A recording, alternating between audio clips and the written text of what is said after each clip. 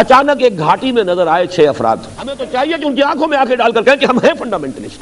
Fundamentals کا ہمارے لوگ نہیں سمجھتے کہ ان کا کتنا سٹل انداز ہوتا ہے. یہ گڑ کھلا کے مارنے والے لوگ ہیں. جو گڑ کھا کے مر سکتا ہو اس کو زہر دینے کی ضرورت. اس پر آگ لگ گئی مکے میں. جو وہ ہاکس تھے اب ان کو گویا کہ سہارا مل گیا کہ محمد کی اتنی ہمت, اتنی جرأت صلی اللہ علیہ وسلم, اب وہ ہمارے گھر میں آ کے ہم پر چھاپا مار رہے ہیں. یہ مولانا مناظر حسن گیلانی کا میں حوالہ دے دوں آپ کو. ان کی ایک بڑی چھوٹی سی کتاب ہے النبی الخاتم, لیکن سیرت کی بڑی بڑی جو کتابیں ہیں ضخیم ان پر بھاری ہیں. ایسے علمی نکات اس میں ہیں جو آپ کو شاید بڑی بڑی کتابوں میں نہیں ملیں گے. انہوں نے یہ نکتہ بیان کیا ہے کہ یوم طائف جو ہے یہ ٹرننگ پوائنٹ ہے حضور کی حیات طیبہ میں. اب تک گویا کہ اللہ نے حضور کو دشمنوں کے حوالے کر رکھا تھا کہ جیسے چاہو ٹھوک بجا کر دیکھ لو, ان کے صبر کا امتحان لے لو, ان کے صبر و ثبات اور استقلال. ظاہر بات ہے اگر یہ امتحان نہ ہوتے تو کیسے پتہ چلتا کہ محمد میں کتنی استقامت ہے, کتنا صبر ہے, کتنا استقلال ہے. وہ تو جب ہر طریقے سے انہوں نے ٹھوک بجا کر دیکھ لیا تو معلوم ہوا نا. تو لیکن طائف کے دن میں جو آخری کلائمیکس آ گیا ہے اور اس کے بعد حضور کی زبان پر بھی وہ فریاد آ گئی ہے, وہ ٹرننگ پوائنٹ ہے. اس کے بعد سے حضور کو پروٹیکشن حاصل ہوئی اللہ کی طرف سے خصوصی. اسی پروٹیکشن کا ایک منظر سامنے آئے گا کہ آپ ہجرت کے لیے نکلے ہیں اور حالانکہ گھیراؤ کیا ہوا تھا لیکن کوئی دیکھ بھی نہیں سکا, آپ نکل گئے. یہ وہ اللہ تعالیٰ کی خصوصی پروٹیکشن ہے. غار ثور میں ہے تو ڈھونڈنے والے ہیں اس کے منہ تک دہانے پر پہنچ گئے ہیں. ذرا سا بھی اگر کوئی جھانک کے بھی دیکھ لیتا تو حضرت ابوبکر اندر سے کہہ رہے ہیں حضور سے کہ حضور اگر کسی نے ذرا سا اپنے قدموں کی طرف بھی دیکھ لیا تو ہم پکڑے جائیں گے. اور حضور فرما رہے لا تحزن ان اللہ معنا, گھبراؤ نہیں, اللہ ہمارے ساتھ ہے. اور اللہ تعالیٰ نے ایسے معجزے سے نجات دی ہے اس وقت کہ وہ ایک کبوتری نے آ کے وہاں انڈے دے دیے ہیں اور ایک مکڑی نے جالا تن دیا ہے. تو ابو جہل نے کہا جبکہ کھوجی جو لے کر آ گیا تھا وہاں تک, اور ان کا پاگل ہوا یہ دیکھو یہاں پر جالا لگا ہوا ہے مکڑی کا اور انڈے دیے ہوئے کبوتری نے, یہاں سے کوئی انسان گزر سکتا ہے؟ زیادہ وہیں سے واپس ہو گئے. بہرحال یہ مناظر حسن گیلانی رحمۃ اللہ علیہ کا یہ نکتہ ہے کہ ٹرننگ پوائنٹ ہے حضور کی ذاتی طور پر حضور کی زندگی میں یوم طائف. اس کے بعد سے آپ کو پروٹیکشن حاصل ہوئی اور اسی کا ایک منظر یہ ہے. یہ بھی اب دیکھیے حکمت خداوندی, اس میں ہمارے لیے بڑے سبق ہیں. جیسا کہ میں نے کہا تھا ہم ذرا چند سال کام کر لیں نتیجہ نہ نکلے تو ہمتیں جواب دے جاتی ہیں. اسی طریقے سے ہمارے حوصلے پست ہو جاتے ہیں اور ہمیں یہ خیال نہیں رہتا کہ اللہ کی طرف سے مدد کیسے آ سکتی ہے. یہ بات بڑی غور طلب ہے. طائف حضور خود چل کر گئے ہیں اور وہاں سے ناکام اور مایوس لوٹنا پڑا, اور جہاں اللہ کی مشیت تھی وہاں سے لوگ چل کر آ گئے ایمان لانے کے لیے. چنانچہ یہی 10ویں سال کا جب حج کا موسم آیا ہے تو حضور صلی اللہ علیہ وسلم دوران حج جو ہے تبلیغ فرمایا کرتے تھے. اچانک ایک گھاٹی میں نظر آئے 6 افراد. یہ تھے مدینے کے لوگ, ٹھہرے ہوئے تھے. اب وہ گھاٹی ختم ہو گئی ہے, مینا کو چوڑا کیا ہے تو وہ اسی میں آ گئی ہے عقبہ. البتہ ایک مسجد سی بنی ہوئی ہے ترکوں کے زمانے کی, وہاں پر اس جگہ پر یہ ملاقات ہوئی تھی. اسی جگہ اگلے سال پھر ملاقات ہوئی, اسی جگہ اگلے سال پھر ملاقات ہوئی. یہ 3 موسم حج میں حضور صلی اللہ علیہ وسلم کے ساتھ مدینے والوں کی ملاقاتیں ہوئی.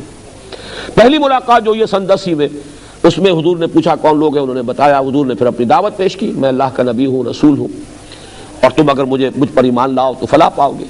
انہوں نے کننکھیوں سے ایک دوسرے کو دیکھا, اس لیے کہ مدینے میں یہودی موجود تھے اور یہودی یہ کہا کرتے تھے کہ نبی آخری الزمان کا ظہور بہت قریب ہے.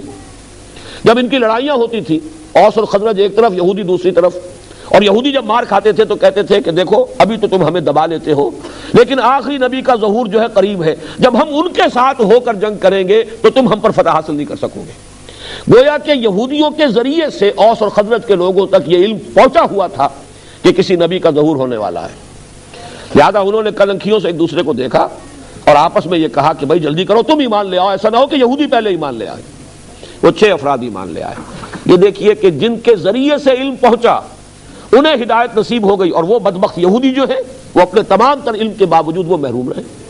حالانکہ قرآن کہتا ہے کہ یعرفونہ کما یعرفون ابناہم, ایسے پہچانتے ہیں محمد کو جیسے اپنے بیٹوں کو پہچانتے ہیں. لیکن تکبر اور حسد اور ضد اور عناد اس کی وجہ سے ایمان نہیں لائے. یہ 6 افراد ایمان لائے چلے گئے. اگلے سال 12 آئے, 6 یہی بلکہ 5 ایک نہیں آ سکے تھے, 7 اور پھر پہلی بیعت لی حضور نے ان سے. یہ بیعت عقبہ اولیٰ کہلاتی ہے. یہ تقریباً وہی الفاظ تھے جو قرآن مجید میں عورتوں کی بیعت کے لیے آئے ہیں سورہ ممتحنہ میں. ہم شرک نہیں کریں گے، چوری نہیں کریں گے، زنا نہیں کریں گے، تہمتیں نہیں لگائیں گے، اور جو بھی آپ خیر کا حکم دیں گے ہم ضرور اس کو مانیں گے، اس سے آگے نہیں۔ انہوں نے کہا کہ حضور اب ہم تو سال بسال آتے ہیں، ظاہر بات ہے کہ عرب میں تو سفر کرنا آسان تھا ہی نہیں، اگلے سال حج میں ملاقات ہوگی، آپ ہمیں کوئی اپنا شاگرد دے دیجئے جو ہمیں قرآن پڑھائے۔ وہ حضرت مصعب بن عمیر رضی اللہ تعالیٰ عنہ جو گھر سے نکال دیے گئے تھے مادرزاد برہنہ، جو اب زندگی بسر کر رہے ہیں نہایت اسرت کی، حضور نے حکم دیا مصعب جاؤ، اور اس کے بعد حضرت عبداللہ ابن مکتوم کو بھی بھیج دیا رضی اللہ تعالیٰ عنہما۔ ایک سال تک ان دونوں نے جو دعوت و تبلیغ کی، وہاں قرآن پڑھایا لوگوں کو، تو اگلے سال 72 مرد اور 3 عورتیں آ گئے، انہوں نے بیعت کی۔ یہ ہے وہ بیعت عقبہ ثانیہ جس میں حضور نے عہد لے لیا، انہوں نے کہا آپ آئیے ہمارے ہاں، اگر یہ لوگ آپ کی جان کے درپے ہیں آپ آئیے، ہمارا گھر حاضر ہے، ہمارا شہر حاضر ہے، اور اگر یہ لوگ وہاں آ کر حملہ کریں گے تو ہم آپ کی ایسی حفاظت کریں گے جیسی اپنے بال بچوں کی کرتے ہیں، اہل و عیال کی کرتے ہیں۔ اس وقت حضور نے بیعت لی، وہ بیعت میں بیان کر چکا ہوں، جو بعد میں حضرات آئے ان کے لیے دہرا رہا ہوں۔ حضرت عبادہ ابن صامت ان دونوں بیعتوں میں موجود تھے، بیعت عقبہ اولیٰ میں بھی، بیعت عقبہ ثانیہ میں بھی، اور ان کی روایت ہے جو مسلم شریف میں بھی ہے اور بخاری شریف میں بھی ہے۔ بایعنا رسول اللہ صلی اللہ علیہ وسلم، ہم نے بیعت کی تھی اللہ کے رسول سے صلی اللہ علیہ وسلم، علی السمع والطاعۃ، آپ کا ہر حکم سنیں گے اور اطاعت کریں گے، فی العسر والیسر، چاہے آسانی ہو چاہے تنگی ہو اور مشکل ہو، فی المنشط والمکرہ، چاہے ہماری طبیعتوں میں انشراح ہو، آمادگی ہو، خواہ ہمیں اپنی طبیعتوں پر جبر کرنا پڑے، وعلی عثرۃ علینا، اور چاہے آپ دوسروں کو ہم پر ترجیح دے دیں، وعلی لا ننازل امرہ لہ، اور جنہیں آپ ہمارے امیر بنا دیں گے ہم ان سے بھی جھگڑیں گے نہیں، وعلی نقول بالحق اینما کنا لا نخاف فی اللہ لومۃ لائم، اور جو بھی حق بات ہوگی ہمارے نزدیک کہیں گے ضرور، مشورہ ضرور دیں گے، اور کسی کے بھی ملامت کرنے والے کی ملامت کی خوف سے زبان بند نہیں کریں گے۔ اب وقت نہیں ہے، میں آپ کو بتاتا، اس ایک حدیث میں پورا کانسٹیٹیوشن موجود ہے کسی اسلامی انقلابی جماعت کا، صرف اس فرق کے ساتھ کہ یہاں حضور کی اطاعت تھی مطلق، اب جس کی بھی اطاعت ہوگی وہ علی السمع والطاعۃ فی المعروف، دین کے دائرے کے اندر اندر، شریعت کے دائرے کے اندر اندر جو حکم بھی دیں گے مانیں گے۔ پھر آپ کو معلوم ہے جھگڑا یہی ہوتا ہے جماعتوں میں، سینئر میں ہوں، اس کو کیوں امیر بنا دیا؟ یہاں پہلے ہی حضور نے گویا کہ ان سے یہ طے کرا لیا، آپ کو اختیار کلی حاصل ہے، جس کو چاہیں امیر بنائیں، ہم اس پر جھگڑیں گے نہیں۔ چنانچہ حضور نے اس وقت ان میں 12 نقیب مقرر کیے، میں نے کل بھی ذکر کیا تھا، 9 خزرج کے 3 اوس کے، کہ یہ ذمہ دار ہوں گے اور یہ نگرانی کریں گے تمہارے معاملات کی۔ یہ تمہید بن گئی ہجرت کی۔ چنانچہ اس کے بعد حضور صلی اللہ علیہ وسلم نے صحابہ کرام کو تو اجازت پہلے سے دے دی، جاؤ، ایک ایک کر کے قافلے جا رہے ہیں صحابہ کے، اور وہ ہجرت کر کے مدینہ منورہ پہنچ رہے ہیں، خود منتظر رہے۔ یہ نقطہ بھی میں چاہتا ہوں کہ آپ کو سمجھا دوں، رسول جس جگہ پر مبعوث کیا گیا ہو، اللہ تعالیٰ کی واضح اجازت کے بغیر وہاں سے ہل نہیں سکتا۔ یہی بس کچھ جلدی کا معاملہ کیا تھا حضرت یونس علیہ السلام نے، اپنی قوم کو اللہ تعالیٰ کی طرف سے اجازت آئے بغیر چھوڑ کر چلے گئے۔ اس پر آپ کو معلوم ہے پھر مچھلی کے پیٹ میں رہے، اور وہاں پھر انہوں نے وہ استغفار کیا ہے، لا الہ الا انت سبحانک انی کنت من الظالمین، پھر وہ مچھلی نے انہیں اگلا ہے ساحل پر، وہ سارا معاملہ اسی وجہ سے حضور منتظر رہے۔ اور اس کا بھی ایک واقعہ آپ کو سنا دیتا ہوں، اس سے آپ کو سیرت کا ایک اور پہلو سامنے آئے گا۔ حضرت ابو بکر نے اپنے طور پر بغیر حضور کو بتائے 2 اونٹنیاں اس کے لیے تیار کی، خوب کھلا پلا کے فرما کر لیا کہ جب ہمیں جانا ہوگا تو ظاہر بات ہے تعاقب ہوگا، تکڑی اونٹنیاں ہوں گی، جاندار ہوں گی، تیزی کے ساتھ ہم جا سکیں گے۔ اور حضور سے پوچھتے رہتے تھے حضور اجازت آئی، حضور اجازت آئی، آپ فرماتے تھے نہیں ابھی اجازت نہیں آئی۔ حضرت عائشہ فرماتی ہے، بہت چھوٹی عمر تھی اس وقت، کہ ایک روز ہم نے دیکھا دوپہر کے وقت حضور چلے آ رہے ہیں اپنے چہرے کو ڈھانپے ہوئے، ہم حیران ہوئے۔ یہ دوپہر کے وقت عرب میں کہیں جانا، کسی کو وزٹ کرنا، یہ اس وقت ہی سے بہت ہی یعنی غیر معمولی اور معیوب بات سمجھی جاتی ہے۔ قیلولہ جو ہے وہ عرب کے مزاج میں ہمیشہ سے ہے، بہرحال بہت ہی غیر معمولی بات تھی۔ حضور تشریف لایا، آپ نے فرمایا اجازت آ گئی ہے۔ حضرت ابو بکر خوش ہوئے، اور جیسے کہ کوئی شخص جو کسی نے کوئی محنت کی ہو، پھر وہ اپنے اس محنت کے اوپر اسے کوئی خوشی ہوتی ہے کہ میں نے اس وقت کے لیے تیاری کی ہوئی ہے، میں بتاؤں گا حضور کو کہ میں نے 2 اونٹنیاں تیار کی ہوئی ہیں۔ حضرت ابو بکر نے فرمایا کہ حضور میں نے 2 اونٹنیاں تیار کی ہوئی ہیں۔ حضور نے توقف فرمایا اور پھر یہ فرمایا اچھا 1 اونٹنی میں استعمال کروں گا لیکن میں اس کی قیمت ادا کروں گا۔ حضرت عمر رو پڑے، انہوں نے عرض کیا کہ یا رسول اللہ، کیا یہ جسم اور جان اور یہ مال آپ کے سوا کسی اور کے لیے ہے؟ آپ میرے ساتھ بھی یہ مغایرت برت رہے ہیں؟ لیکن یہ غیرت ہے محمد الرسول اللہ صلی اللہ علیہ وسلم کی. یہ نہیں کہ جیسے ہمارے ہاں کے مذہبی جو بھی آج کل کی سیادتیں ہیں قیادتیں ہیں وہ تو سمجھتے ہیں کہ کام ہی یہ ہے کہ نذرانے پیش ہوتے رہیں اور ہم نذرانے قبول بھی کر لیں تو بہت بڑا ہمارا احسان ہے. یہاں یہ ہے کہ ابو بکر رضی اللہ تعالی عنہ جو خسر بھی ہو چکے اس لیے کہ نکاح ہو چکا تھا حضرت عائشہ سے, ابھی جو ہے رخصتی نہیں ہوئی تھی, لیکن یہ کہ حضرت ابو بکر کبھی یہ احسان لینا گوارا نہیں کیا.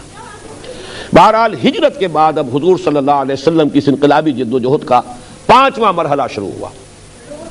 اس کو بھی سیرت نگاروں نے اصل میں بالکل چھپانے کی کوشش کی. اس کی وجہ کیا ہے کہ مغرب نے ہمارے خلاف بڑے پروپیگنڈے کیے. جیسے آج بھی یہاں گلف نیوز کے اندر ایک مضمون چھپا ہے پین اسلام اور فنڈامنٹلزم. یہ کچھ ان لوگوں کا طریقہ یہ ہے کہ کچھ الفاظ کو گالی بنا دیتے ہیں وہ, اور پھر ہمارے اندر وہ ذہنیت پیدا ہو جاتی نہیں نہیں یہ ہم فنڈامنٹلسٹ نہیں ہیں. جیسے کہ ہمارے بھی وزیر اعظم صاحب جو ہے نواز شریف صاحب, انہوں نے کہا میں فنڈامنٹلسٹ نہیں ہوں. میں نے کہا خدا کے بندے یہ تو بہت بڑی غلط بات ہے جو کہہ رہے ہیں. ہم فنڈامنٹلسٹ ہیں, ہمیں تو چاہیے کہ ان کی آنکھوں میں آنکھیں ڈال کر کہیں کہ ہم ہیں فنڈامنٹلسٹ. فنڈامنٹل کا مطلب کیا ہے؟ بنیادی چیزیں. ہمارے اصول جو ہے انہیں ترک کرنے کے لیے تیار نہیں ہے. تمہیں پسند نہ ہوا کریں. بہرحال اسی طرح کا ایک پروپیگنڈا کیا مغرب نے کہ اسلام تو تلوار سے پھیلا ہے, جہاد اور قتال سے پھیلا ہے. اسلام میں تو اصل جو تبلیغ ہوئی ہے وہ طاقت سے ہوئی ہے. اس کے جواب میں ہمارے سیرت نگار, یہاں تک کہ علامہ شبلی نعمانی جیسے لوگ بھی متاثر ہوئے, اس ہر دور کی ایک چھاپ ہوتی ہے, تو انہوں نے یہ کہا کہ صرف حضور نے جنگ جو کی ہے دفاعی جنگ کی ہے. یہ بات بالکل غلط ہے. حضور نے خود اقدام کیا ہے آگے بڑھے, اس لیے کہ فرض منصب ہی آپ کا تھا دین کو قائم کرنا, غالب کرنا. اس کی جد و جہد تو آپ کے ذمہ تھی, جیسا کہ میں کل تفصیل سے بیان کر چکا ہوں. جو حضرات نہیں تھے وہ کل کا ویڈیو یا آڈیو لے کر اس کو دیکھ لیں, سن لیں کہ حضور کا تو مقصد بعثت جو ہے خاص وہ ہے ہی ہے کہ دین کو غالب کرنا ہے. لہذا حضور صلی اللہ علیہ وسلم معاذ اللہ مکے سے بھاگ کر جان بچا کر کسی پناہ گاہ کی تلاش میں نہیں گئے تھے, بلکہ آپ کو تو مدینے کی شکل میں اللہ نے آلٹرنیٹ بیس دیا تھا اپنی سٹرگل کو لانچ کرنے کے لیے, اپنی انقلابی جد و جہد کو اثر نو شروع کرنے کے لیے. اگر مکے میں امکان نہیں رہا تو مدینے کو آپ نے بیس بنایا. لہذا یہ جو تھوڑا سا وقت ہے حضور صلی اللہ علیہ وسلم کی ہجرت فرما کر مدینے تشریف لے جانے اور غزوہ بدر, اس کے درمیان 18 مہینے کا فصل ہے. میں چاہتا ہوں کہ ان 18 مہینوں کے بارے میں چند باتیں آپ نوٹ کر لیں. 6 مہینے تو حضور نے جا کر لیے ہیں جس کو میں کہتا ہوں کہ انٹرنل کنسولیڈیشن ایٹ مدینہ. مدینے میں جا کر آپ نے اپنی پوزیشن کو مستحکم کیا. 3 کام بہت اہم ہیں.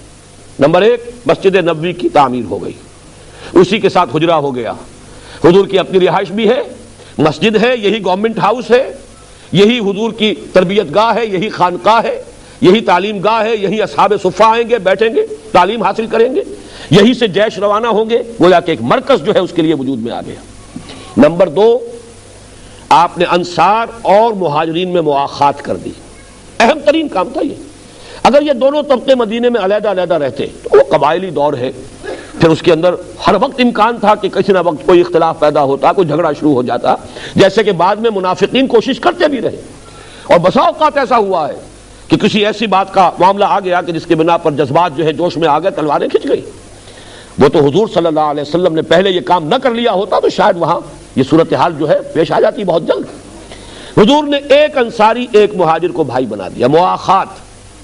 اور اس مواخات کے وہ نمونے دنیا نے دیکھے کہ مثلا جس انصاری کو کہا یہ تمہارا بھائی ہے, وہ لے گیا اپنے بھائی کو مہاجر کو, دکان آدھی کر دی, مکان آدھا کر دیا.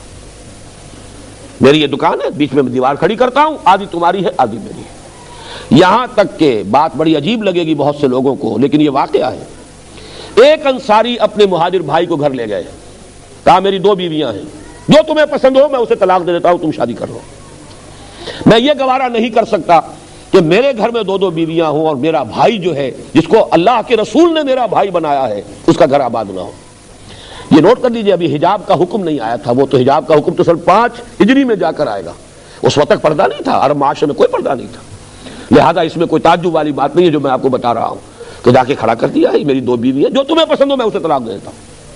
یہ مواخات یہ بھی بہت بڑا کارنامہ ہے. میں یہاں آپ کو نوٹ کرا دوں, مونٹگومری واٹ ایک ابھی زندہ ہے شخص, بہت بوڑھا ہے, پروفیسر ہے انگلینڈ میں. اس نے حضور کی سیرت پر 2 کتابیں لکھی, محمد at Mecca, Muhammad at Medina. اور در حقیقت جو تقسیم اس نے کی ہے وہ ایک تضاد کو دکھانے کے لیے. حضور کا جو دور مکی ہے اس میں دعوت، تبلیغ، تلقین، پرسیکیوشن پر صبر، کوئی جوابی کارروائی نہیں. یہ گویا کہ نقشہ ان کے خیال میں یہ تو ایک نبی یا داعی یا ریفارمر کا نقشہ ہے. لیکن مدینے میں آ کر تو اب آپ کے ہاتھ میں تلوار ہے، اب آپ حاکم ہیں، اب آپ قاضی القضات بھی ہیں. یہ دوسری شان ہے محمد الرسول اللہ صلی اللہ علیہ وسلم کی. اس نے ان دونوں میں جو فرق و تفاوت ہے اسے نمایاں کرنے کے لیے، ہائی لائٹ کرنے کے لیے اس نے دو کتابیں علیحدہ لکھی، محمد at Mecca, Muhammad at Medina. مکے والا محمد کوئی اور ہے، مدینے والا کوئی اور ہے. معاذ اللہ. ہمارے لوگ نہیں سمجھتے کہ ان کا کتنا سٹل انداز ہوتا ہے. یہ گڑ کھلا کے مارنے والے لوگ ہیں. جو گڑ کھا کے مر سکتا ہو اس کو زہر دینے کی ضرورت کیا ہے؟ ضیاء الحق صاحب نے بھی بلایا تھا اس شخص کو، اور اس کو جو انٹرنیشنل وہ سیرت کانفرنس ہے اس میں خاص طور پہ مدعو کیا تھا، حالانکہ اس کے اندر زہر بھرا ہوا ہے اس شخص کے اندر. اس لیے کہ یہ ٹوائنبی کا شاگرد ہے، اور ٹوائنبی کا ایک جملہ ایسا ہے جس کی گویا کہ اس نے شرح کر دی ہے ان دو کتابوں میں.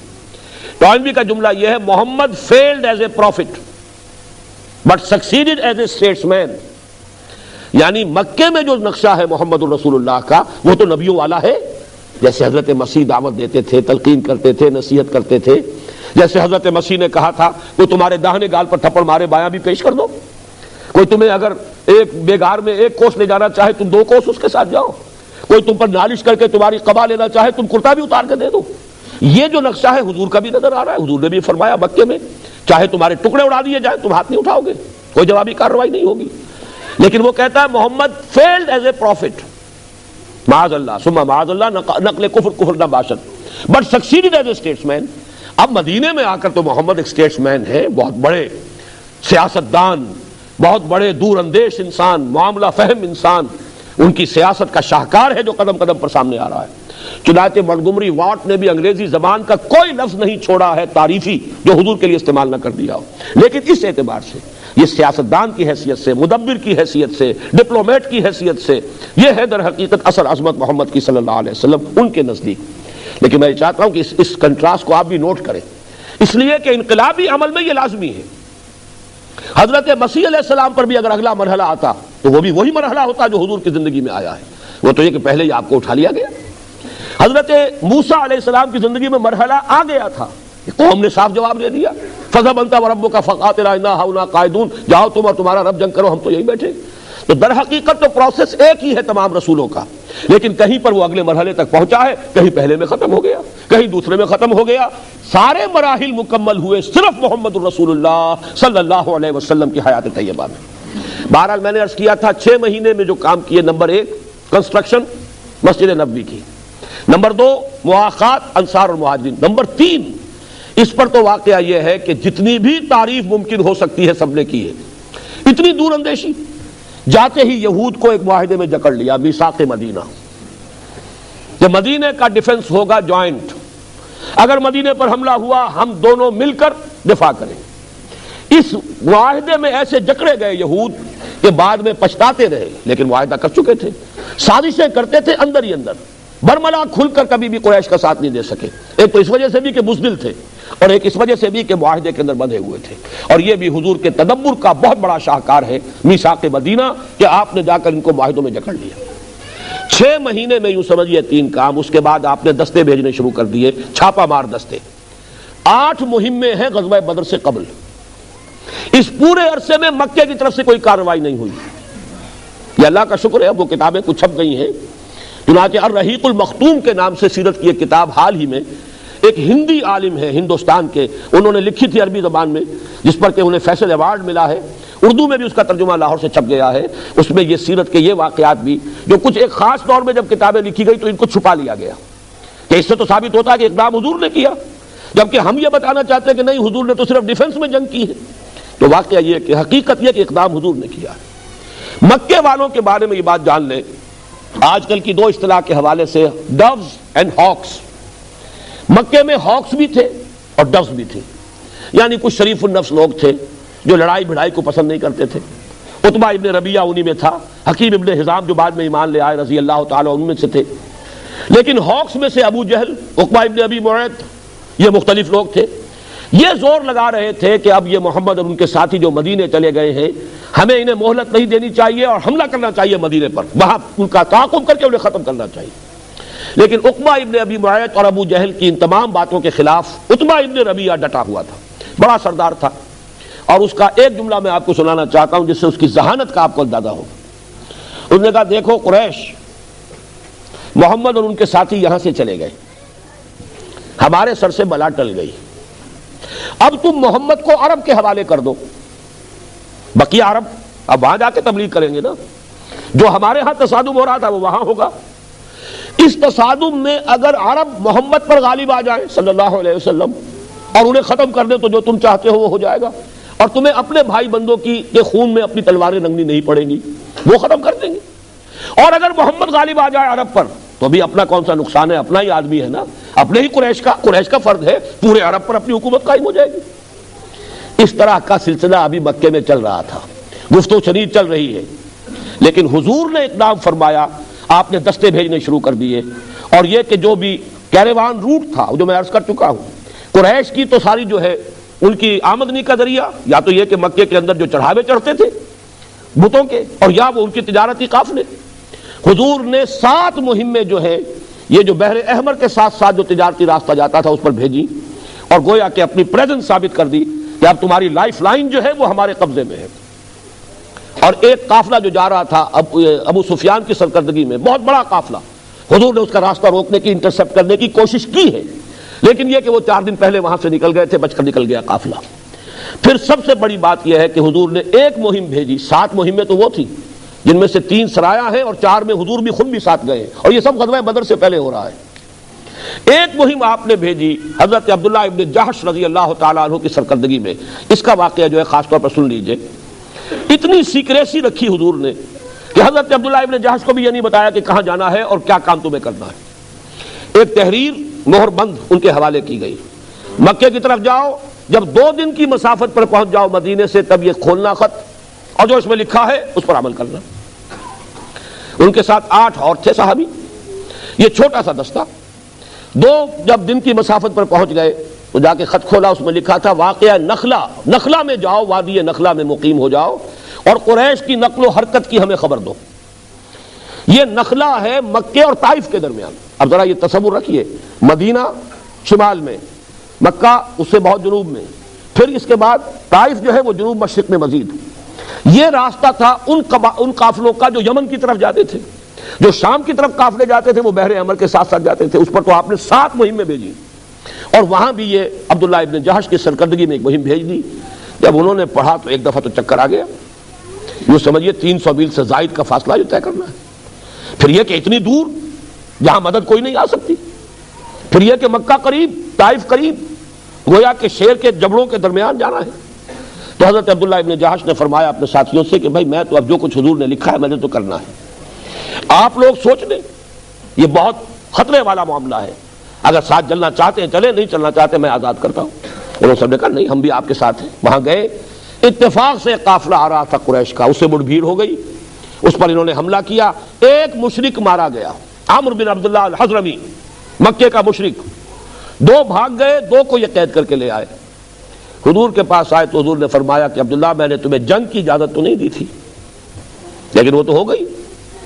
جیسے کہ آپ کو معلوم ہے بسا اوقات ایسی سچویشن ہو جاتی ہے کہ آپ نہ بھی چاہیں تو جنگ کرنی پڑتی ہے، آئدر کل اور بی کلڈ، یا تو دوسرے کو قتل کر دو ورنہ قتل ہونا پڑے گا۔ تو کوئی ایسی سچویشن ہو گئی کہ اگرچہ حکم نہیں تھا کہ تم جنگ کرو، لیکن یہ کہ جنگ ہوئی، اور پہلا قتل جو ہوا ہے ہجرت کے بعد، نوٹ یہ کرا رہا ہوں، وہ مسلمانوں کے ہاتھوں ایک مکی مشرک کا ہوا ہے۔